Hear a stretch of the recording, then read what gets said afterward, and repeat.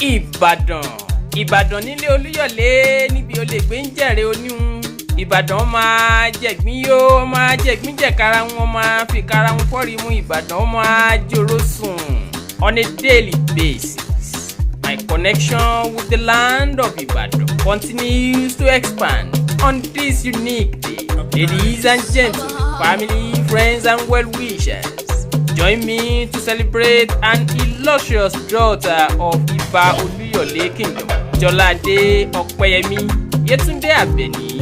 Is a vibrant youth from Iba Oluyole. Jolade studied English language from the Lead City University, Ibadan.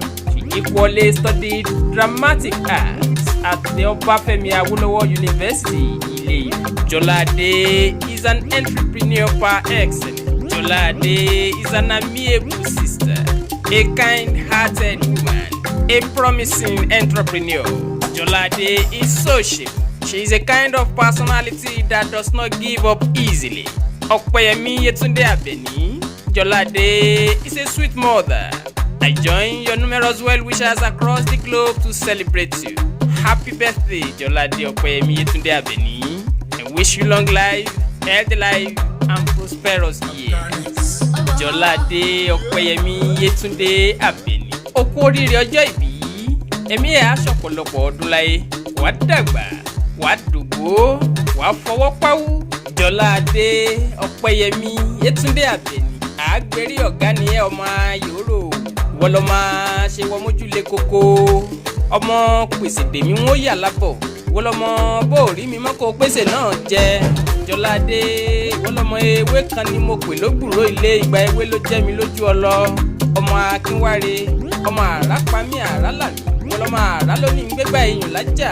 Ìnáwó kẹsẹ́ ni mo bá gbégbá ìwọ.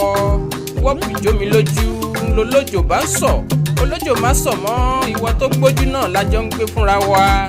Jolade ìwọ lọ́mọ ọ̀sán pọ́n gẹ̀rín kẹ́ni mọ́rìndé bàbá rẹ lọ. Yetunde Opeyemi ìwọ lọ́mọ òórùn kàtàrí gbọ̀ngbọ̀ngbọ̀n kẹ́ni márìndé àgbérí. Ọmọ akínwáre, ọmọ àfòjìngbò gbárùgbó. Ìwọ lọ́mọ òmárùgbó lọ́rẹ̀ẹ́ ṣògùn láyà. Wọ́n ní kálárúgbó parúgbó ẹ̀ mọ́. Ọmọ akínwáre ọmọ ewé kan ni mo pè lógbùrò ilé, ìgbà ewé ló jẹ́ mi lójú ọlọ. Ìwọ lọ́mọ ilá ń solóko ògùn yọ̀ ṣẹ̀ṣẹ̀. Jolade ìwọ lọ́mọ òṣùpálé tọ́ni ògún. Àgbérí sọ pé ní tọ́wọ́ ẹ̀ bá tó kó lọ tún fẹ́ ṣe. Ọmọ kìkì wọ ìwọ lọ́mọ kìkì jìngbìnì. Mọ́ fi jìngbìnì kàn mí jẹ́ ń kú tí karahun mi. Jolade ìwọ lọ́mọ ṣoògùn gbéyangí mi lókìtì ẹ̀fọn. Ọmọ àtàtì ẹkùn, ọmọ òkúnlẹ̀ bó ògùn sọ̀rọ̀. Àgbérí ọmọ ẹkùn náà dá, ọmọ ẹkùn náà rèé. Àbẹ̀ní ọmọ ẹkùn náà dá, ọmọ ẹkùn náà rèé. Jolade Opeyemi Yetunde Abeni. Ìwọ lọ́mọ Ìbàdàn nílé Olúyọ̀lé. Ìbàdàn ìlú Òjó, ìlú Àjàyí. Ògbórè ẹ̀fọ̀n sọ filafila, ògbórè ẹ̀fọ̀n sọ filafila. Jolade ìwọ lọ́mọ ìlú Ìbíkúnlé, alágbàlá jáyàjáyà.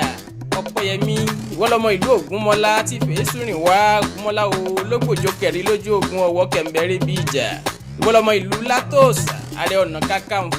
Ọlọ́kọ ẹfún ṣetán á níwúrà. Jolade ṣe bẹ́lẹ́yẹlé lomi tẹrú tọmọ láyípo mú. Aṣèjìrẹ́ lomi àbùmúbùwẹ̀. Ìwọ lọ́mọ Ìbàdàn májàmájà tó fi kára iwájú lẹ́rú ìjàgbóró lóró Ìbàdàn. Ọmọ dọ́gbọ́n yọké, ọmọ ọ̀gbìn ológbòjò ló lẹ́yìn.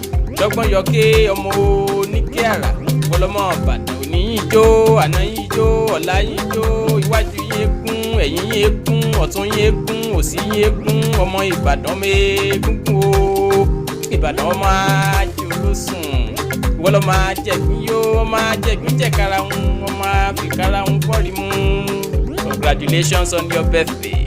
I wish you a fantastic celebration. May God continue to grant you long life, healthy life, a life filled with prosperity. May God grant you all the lofty desires of your heart. You shall live long, longer than your ancestors. Congratulations, my sister.